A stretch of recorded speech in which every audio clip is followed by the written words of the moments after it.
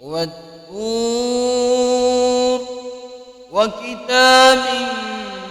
مسطور في رق منشور وبيت المعمور والسقف المرفوع